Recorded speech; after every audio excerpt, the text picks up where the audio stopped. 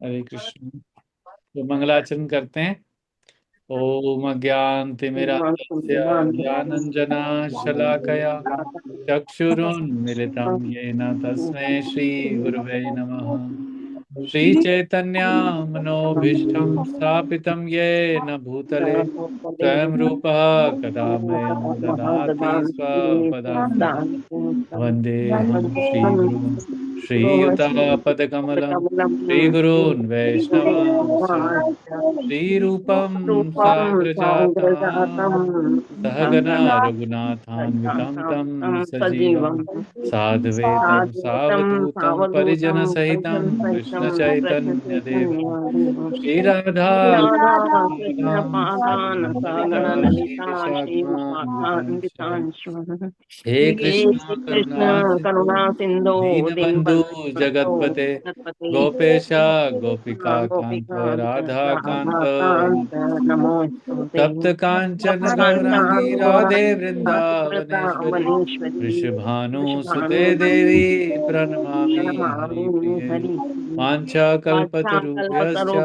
कृपा वाञ्छाकल्पतरुभ्यश्च सिन्धुभैव च कृपासिन्धुभय एव च पतितानां पतितानां पावनेभ्यो पावनेभ्यो वैष्णवेभ्यो नमो नमः। वैष्णवेभ्यो नमो नमः। श्रीकृष्ण श्रीकृष्ण चैतन्य चैतन्य प्रभु प्रभु नित्यानंद श्री नित्यानन्द अद्वैत गदाधर श्रीवासादि गौर साधु भक्तवृंद। गौर भक्तवृंद हरे हरे कृष्णा कृष्णा कृष्णा हरे हरे हरे हरे हरे हरे राम हरे राम राम राम हरे हरे राम हरे नमो हरे विष्णुपादाय नमः कृष्ण विष्णुपादाय पृष्ठाय भूतले कृष्णभूतले श्रीमते भक्ति भक्ति वेदांत स्वामी वेदांत नामिने। स्वामी नामिने नमस्ते नमस्ते सरस्वते देवे सरस्वते देवी गौरवाणी गौरवाणी प्रचारिणे प्रचारिणे निर्विशेषा शून्यवादी पाश्चात्य पाश्चात्य देश देश धारिणे। की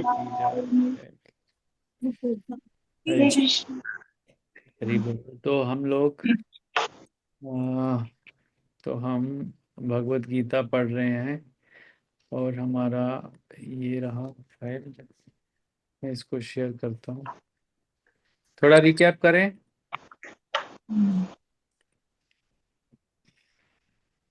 किस पे चर्चा हुई थी हमारी? कर्म। कर्म पे बहुत 2 पैराग्राफ में हमने कर्म, चेतना। चेतना पे और तो जीव एक पर। चेतन है और भगवान परम चेतन है। हाँ। भगवान हर एक के हृदय में विद्यमान है और वो हर एक के बारे में जानते हैं। हम्म। क्योंकि हम भगवान के अंश हैं, हम भी चेतन है, लेकिन हम सिर्फ अपने बारे में ही जानते हैं। वो भी शायद धीरे धीरे हम विस्मृत होते जाते हैं कि बचपन में हमारे साथ क्या हुआ। तो हमारी चेतना शुद्ध नहीं है, लेकिन भगवान परम चेतन है, वो हर एक के बारे में डिटेल में जानते हैं। और हम अपने बारे में भी 1% भी नहीं जानते। यस। उसके बाद नीचे जो था, सेकंड पैरा में हमने डिस्कस किया था कि जो कर्म है वो हमारे हाथ में है, बस कर्म ही सिर्फ हाथ में है। और वो हमारा कर्म कैसे चेंज होता है, मतलब कर्म के फल हम कैसे बदल सकते हैं, जैसे जैसे हम तमोगुण में, जब हम पैदा होते हैं तो हम तमोगुण में होते हैं। आज मैं एक लेक्चर सुन रहा था एक डिवोटी का। हाँ, महाराज हिज होलीनेस भक्ति आश्रय वैष्णव महाराज का। तो वो बता रहे थे कि हमारी जो पहली, जो हमारे जन्म में चेतना होती है वो होती है अन्न अन्न अन्न चेतना, मतलब सिर्फ खाने का ध्यान होता है। फिर उसके बाद जब थोड़ी विकसित होती है तो प्राण चेतना, कि अपने प्राण की रक्षा करनी। फिर जैसे जैसे और ज्यादा चेतना विकसित होती है तो मनः चेतना, मन, मानसिक चेतना। फिर उसके बाद जाके आध्यात्मिक चेतना। ऐसे ऐसे बता रहे थे। तो हमारे जैसे जैसे हमारे गुण, हमारे, हम रज सत तमोगुण से सतोगुण की तरफ जाते हैं तो हमारे कर्म भी उसके अकॉर्डिंगली चेंज होते हैं। और फिर जैसे हमारे कर्म बदलते हैं तो उससे हमारे कर्म फल बदलते हैं। और फल स्वरूप फिर हम अपने पिछले सारे कर्म फल के चक्रों से निकल सकते हैं। ये मुझे जो याद आया। ठीक है, तो आगे पढ़ते हैं। यहाँ से पढ़ना है हमको, परम चेतन ईश्वर से। कौन पढ़ना चाहेगा?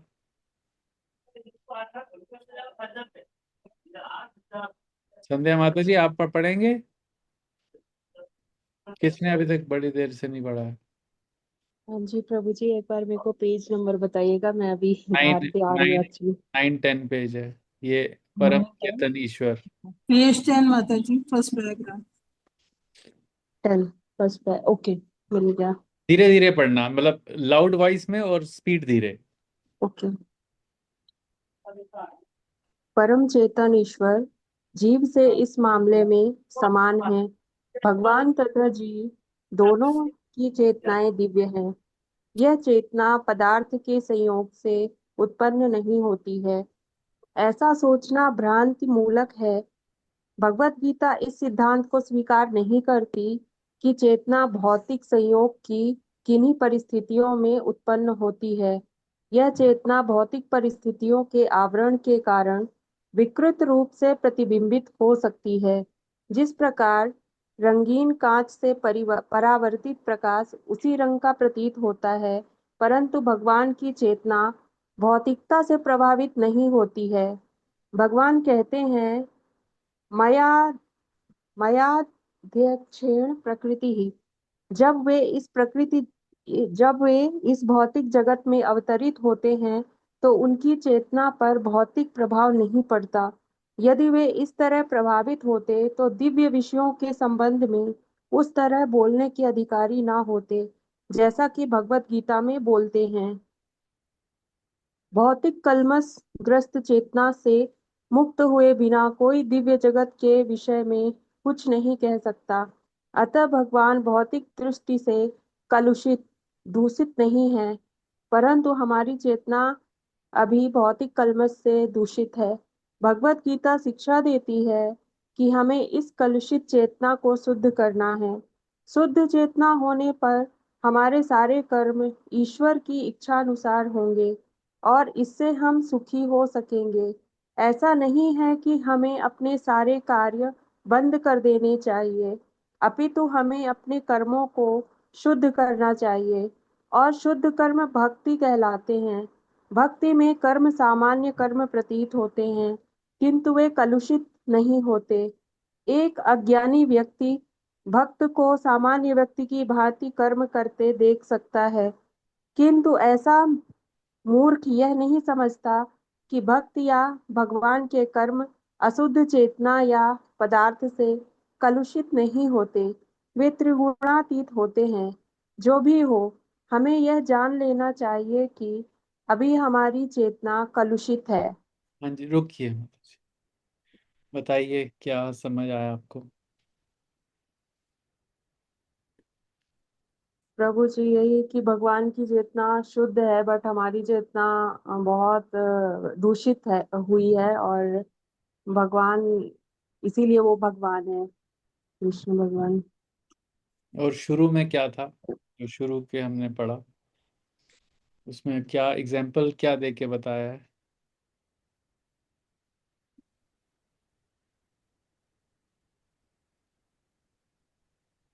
रिफ्लेक्शन का एग्जाम्पल बताया प्रभु जी। कलर्ड बॉटल है, जो लाइट है उसका तो नेचुरल कलर है, लेकिन लाल रंग की बोतल से अगर उसे देखेंगे तो रोशनी लाल प्रतीत होगी। हरे रंग की बोतल से देखेंगे तो रोशनी हरी प्रतीत होगी, लेकिन रोशनी का तो कोई रंग है ही नहीं। हम्म। वो रिफ्रैक्शन को बताया, और यहाँ ये मेन स्ट्रेस किया गया है कि जो भगवान है, क्योंकि चेतना को हम गुणों से कनेक्ट कर रहे हैं, तो ये सबको पता होना चाहिए कि जो भगवान है वो तीनों गुणों से परे हैं। क्योंकि भगवान तीनों गुणों से परे हैं, इसलिए उनकी चेतना शुद्ध है। लेकिन हम तो गुणों के अधीन ही है, कभी सतोगुण में, कभी रजो में, कभी तमो में, कभी दो के मिक्सचर में, कभी तीन के मिक्सचर में। इसलिए हमारी चेतना जो है वो दूषित है या कलुषित है। हम्म। भगवान की चेतना दूषित नहीं है, क्योंकि भगवान तीनों गुणों से परे है। हम्म। यस। तो यहाँ पे जैसा आप दोनों ने बताया, बिल्कुल सही है वो। तो यहाँ पर यहाँ पर मेन पॉइंट यहाँ स्ट्रेस कर रहे हैं प्रभुपाद जी की, जो चेतना है वो पदार्थ के संयोग से उत्पन्न नहीं होती, मतलब स्पिरिट जो है उस पे मैटर का इफेक्ट नहीं होता। तो अभी भगवान जो हैं, अगर हम ये समझें कि भगवान का भी गोकुल में जन्म हुआ, भगवान ने भी यशोदा मैया, देवकी मैया से बर्थ लिया, उनका जन्म हुआ, और वो भी इंसान है ना। तो ये वैसा ही हो गया जैसे कि हम भगवान को इंसान समझ रहे हैं। इसका मतलब ये हुआ कि हम अपने इंसान वाले चश्मे से भगवान को देख रहे हैं, तो हमें इंसान वाले चश्मे से भगवान भी इंसान दिखते हैं। सब समझ रहे हैं ना? वो जो रंगीन, वो जो कांच का एग्जांपल दिया है, उसको हम ऐसे समझ सकते हैं कि क्योंकि हम भौतिक या इंसान की चेतना में हैं, मनुष्य चेतना में हैं, तो हम जब इस चेतना से भगवान को भी देखते हैं तो हमें भगवान भी इंसान दिखते हैं।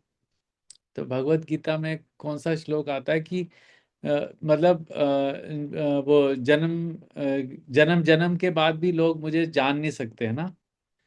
तो क्योंकि वो इसलिए जान नहीं सकते क्योंकि इतने जन्म लग लग जाते हैं हमारी चेतना को शुद्ध होने में। तो जब तक हमारी चेतना शुद्ध नहीं होती तो हमें लगता है कि भगवान भी हमारी तरह इंसान है।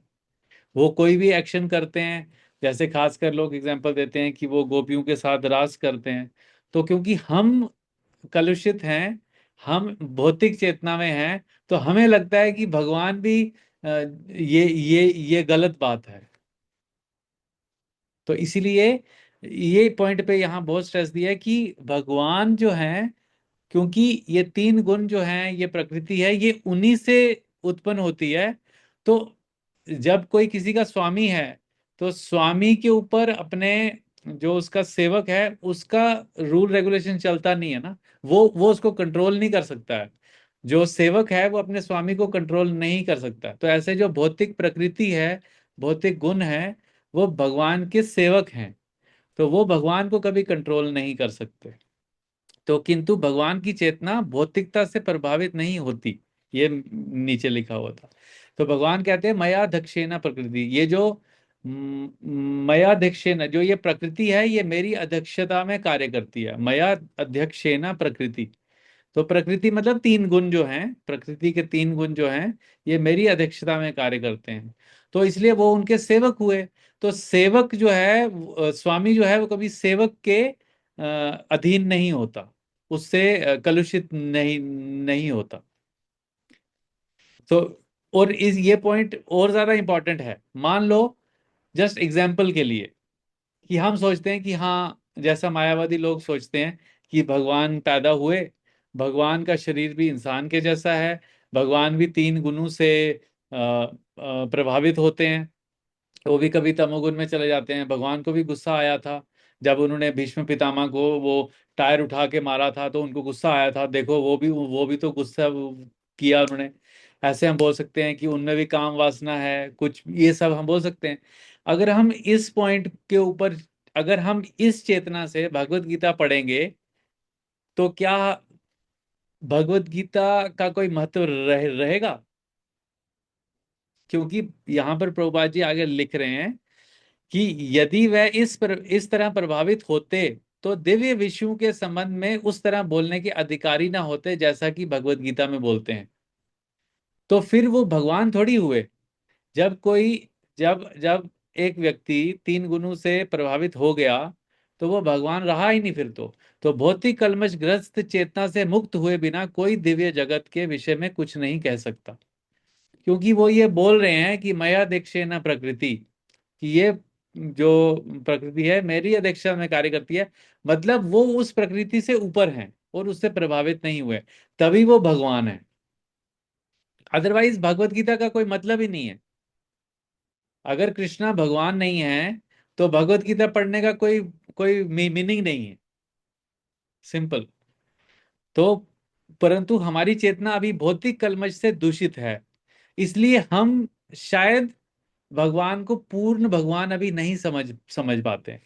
तो हम उनके एक्शन में, हमारे आंखों के सामने जो चश्मा है उससे उनके एक्शंस को देखते हैं, तो हमें लगता है कि हाँ, ये नहीं करना चाहिए था, ऐसे नहीं करना चाहिए था, वैसे नहीं करना चाहिए था, ये अच्छा नहीं हुआ, है ना। और हम, और कुछ मान लो किसी तीसरे के साथ कुछ बुरा होता है। अब जैसे आज जो भी हुआ, वो प्लेन क्रैश हुआ ना आज। अब आज प्लेन क्रैश हुआ, हाँ, जो वहाँ अहमदाबाद में, तो बहुत बुरा हुआ। अभी अगर हम अपनी दृष्टि से देखेंगे तो बहुत बुरा हुआ, लेकिन अगर हम भगवान की दृष्टि से देखेंगे तो शायद हम उनकी दृष्टि को समझ ही नहीं पाएंगे कि हुआ क्या हुआ। उस प्लेन में जो लोग थे उनके क्या कर्म थे, जो हॉस्टल में लोग थे उनके क्या कर्म थे, उन्होंने क्या किया था पास्ट में, उनके माइंड में क्या विचार चल रहे, हमें नहीं पता चलेगा। तो हम क्योंकि अपनी दृष्टि से देखेंगे तो हमें लगेगा कि शायद बुरा हुआ।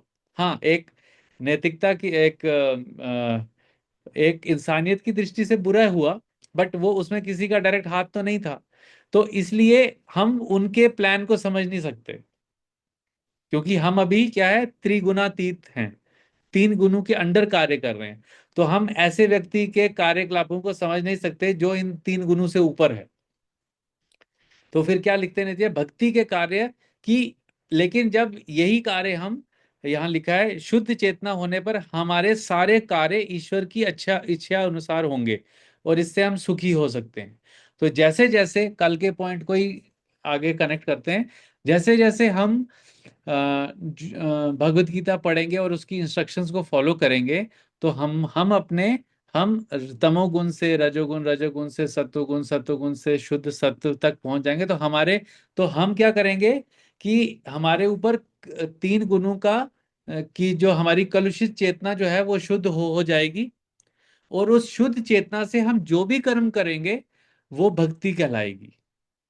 तो भक्ति क्या हुआ, भक्ति का डेफिनेशन क्या है, वो कर्म जो तीन गुणों के से प्रभावित हुए बिना किए जाते हैं, वो कर्म हो गए भक्ति। अब नॉर्मल दृष्टि से अगर एक भक्त है वो भी सेम कार्य कर रहा है और एक भौतिकवादी व्यक्ति है वो भी सेम कार्य कर रहा है, लेकिन दोनों की चेतना में बहुत डिफरेंस होगा ना। जैसे एक ड्राइवर का एक एग्जांपल लेते हैं। एक ड्राइवर है, ठीक है, वो टैक्सी ड्राइव करता है, और दूसरा ड्राइवर भी टैक्सी ड्राइव करता है। एक टैक्सी ड्राइव करता है कि हाँ उसको जो है अपनी फैमिली को सर्व करना है, फैमिली के लिए कमाना है, उसके लिए जो भी बच्चों को स्कूल भेजना है, कुछ करना है, वो सब करना है। और वो उसको भगवान से कोई भी लेन देन नहीं है, बस अपना टैक्सी चलाई, कमाया, खाया, जो बचा उसका थोड़ा खा पी लिया, ऐश कर ली, और बाकी जो है वो अपने फैमिली के लिए रख दिया। एक दूसरा ड्राइवर है जो कि सुबह उठता है, भगवान को प्रे करता है कि आज आप मेरे को उतना एटलीस्ट दे देना कि जिससे मैं अपने परिवार का पोषण कर कर पाऊं। तो फिर वो भगवान को हाथ जोड़ के जैसे भी है गाड़ी में बैठता है पूरा दिन। कोई ऐसा काम नहीं करता है कि किसी को लूटता है, किसी को लूट लूट पाटता है। अपना जो उसको सवारी आ गई उसको बिठाता है, शाम को आता है, रास्ते में कोई मंदिर पड़ेगा, वहां पर भगवान को कुछ भोग भी लगा देगा। उसके बाद घर घर जाएगा, अपने घर में बना हुआ खाना खाएगा और अपने बच्चों को और कुछ ना कुछ कहीं किसी गरीब को दान दे देगा या कुछ कर लेगा, मतलब कहीं पे कुछ ऐसा पायस एक्टिविटी भी करेगा। तो बाहरी दृष्टि से दोनों कर्म लिख रहे हैं, है ना, बाहरी दृष्टि से दोनों ड्राइविंग कर रहे हैं। लेकिन एक व्यक्ति की जो ड्राइविंग है वो भक्ति में इंक्लूड होगी, और दूसरे व्यक्ति की जो ड्राइविंग है वो कर्मों के अधीन एक एक्टिविटी में होगी। बाहरी दृष्टि से सेम दिखेगी कि हाँ दोनों ड्राइविंग कर रहे हैं। तो बहुत भक्ति के कार्य समान कर्म प्रतीत होते हैं किंतु वह कलुषित नहीं होते। एक अज्ञानी व्यक्ति भक्त को सामान्य भक्ति की व्यक्ति की भांति कर्म करते देख सकता है, किंतु ऐसा मूर्ख ये नहीं समझता कि भक्त या भगवान के कर्म अशुद्ध चेतना या पदार्थ से कलुषित नहीं होते। बहुत इंपॉर्टेंट पॉइंट है। जो भी हो, हमें ये जान लेना चाहिए कि अभी हमारी चेतना कलुषित है। तो जब तक हम भगवान के कर्म को समझ नहीं पा रहे हैं एज इट इज, यथा रूप में, तो हमारे लिए यही इंडिकेशन भगवान यहाँ दे रहे हैं कि हमारी चेतना अभी तीन गुणों से प्रभावित है। इसलिए हम भगवान के जो कर्म है, बोलते हैं ना, कौन सा श्लोक है, कर्म व में दिव्यम यो में वेति तत्वता, है ना, जन्म कर्म कर्म च मे दिव्यम यो मे वेति तत्वता, त्यक्ता देहम पुनर्जन्म नाम मामेति अर्जुना। तो जब हम भगवान के कर्म और उनके जन्म को समझ जाएंगे तो हमारी चेतना शुद्ध हो जाएगी। तो हमारी चेतना शुद्ध होती है, और उसके बाद फिर हमारा यहाँ पे हमारे को रहने की जरूरत नहीं पड़ती। ये पैराग्राफ से जो बताया जा रहा है, इज इट क्लियर कि भगवान में और हमारे में क्या डिफरेंस है? मेन चीज चेतना, तीन गुण, ये वाला। आगे थोड़ा सा पढ़ लेते हैं, ये पैराग है आगे। हाँ, ये पढ़ सकते हैं माता जी। कोई और पढ़ना चाहेगा? ठीक है, मैं पढ़ता हूँ। जब हम भौतिक दृष्टि से कलुषित होते हैं तो हम बद्ध कहलाते हैं। मिथ्या चेतना का प्राकट्य इसी लिए होता है कि हम अपने आप को प्रकृति का प्रतिफल उत्पाद उत्पाद मान बैठते हैं। यह मिथ्या अहंकार कहलाता है। जो व्यक्ति देहात्म बुद्धि में लीन रहता है वह अपनी परिस्थिति स्वरूप को नहीं समझ पाता। भगवत गीता का प्रवचन देहात्म बुद्धि से मनुष्य को मुक्त करने के लिए ही हुआ है, और भगवान से ये सूचना प्राप्त करने के लिए ही अर्जुन ने अपने आप को इस अवस्था में उपस्थित किया था। व्यक्ति को देहात्म बुद्धि से मुक्त होना चाहिए। अध्यात्मवादी के लिए प्रारंभिक कर्म यही है। जो मुक्त होना चाहते हैं, जो बंधनों से छूटना चाहता है, उसे सर्वप्रथम यह जान लेना चाहिए कि वह शरीर नहीं है। मुक्ति का अर्थ है भौतिक चेतना से स्वतंत्रता। श्रीमद् भागवतम में भी मुक्ति की परिभाषा दी गई है। मुक्ति हिरत्व ये हाँ, मुक्तिरित्वा वन्य यथा रूपेण स्वरूपेण व्यवस्थिति। मुक्ति का अर्थ है इस भौतिक जगत की कलुषित चेतना से छूटना और शुद्ध चेतना में स्थित होना। भगवत गीता के सारे उपदेशों का मंतव्य इसी शुद्ध चेतना को जागृत करना है। इसलिए हम गीता के अंत में कृष्ण को अर्जुन से ये प्रश्न करते पाते हैं कि वह विशुद्ध चेतना को प्राप्त हुआ या नहीं। शुद्ध चेतना का अर्थ है भगवान के आदेश अनुसार कर्म करना। शुद्ध चेतना का यही सार है। भगवान का अंश होने के कारण हम में चेतना पहले से ही रहती है, लेकिन हमें निकृष्ट गुणों द्वारा प्रवृत्त होने की प्रवृत्ति पाई जाती है। किंतु भगवान परमेश्वर होने के कारण कभी प्रभावित नहीं होते। परमेश्वर तथा शुद्ध जीव में यही अंतर है। बहुत क्लियर करके बता दिया। आप इसमें से बताइए क्या पॉइंट थे, दो तीन।